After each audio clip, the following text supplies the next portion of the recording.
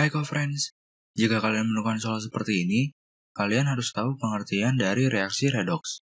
Suatu unsur mengalami oksidasi jika bilangan oksidasinya meningkat. Mengalami reduksi berarti menurunnya bilangan oksidasi.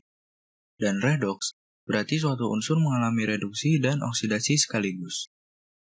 Untuk menentukan mana unsur yang mengalami oksidasi, reduksi atau redoks, kita harus tahu dulu aturan penentuan Bilox untuk reaksi berikut. A.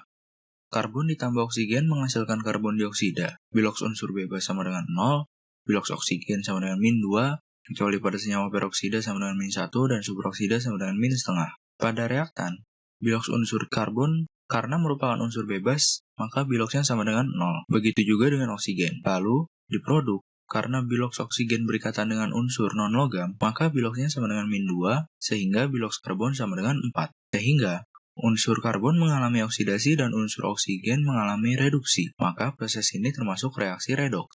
Selanjutnya B. Perak oksida dan karbon menghasilkan perak dan karbon monoksida. Pada reaktan, bilox unsur perak sama dengan 1, bilox unsur karbon sama dengan 0, di produk, bilox karbon sama dengan 2, dan bilox perak sama dengan 0, sehingga unsur perak mengalami reduksi dan unsur karbon mengalami oksidasi, maka proses ini termasuk reaksi redoks.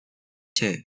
Magnesium teroksidasi dari biloxnya 0 menjadi biloxnya sama dengan 2. Maka proses ini termasuk reaksi oksidasi. D. Reduksi kromat pada dikromat dari biloxnya sama dengan 6 menjadi bilox sama dengan 3. Maka proses ini termasuk reaksi reduksi. E. Nitrogen dan hidrogen menghasilkan amonia. Pada reaktan, bilox nitrogen sama dengan 0. Bilox hidrogen juga sama dengan 0. Produknya, bilox hidrogen sama dengan 1, dan bilox nitrogen sama dengan min 3, sehingga nitrogen mengalami reduksi dan hidrogen mengalami oksidasi. Maka, proses ini termasuk reaksi redoks.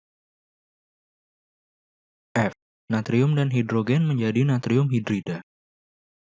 Di reaktan, bilox natrium sama dengan 0, bilox hidrogen juga sama dengan 0. Di produk, bilox natrium sama dengan 1, bilox hidrogen sama dengan min 1. Sehingga unsur natrium mengalami oksidasi dan unsur hidrogen mengalami reduksi.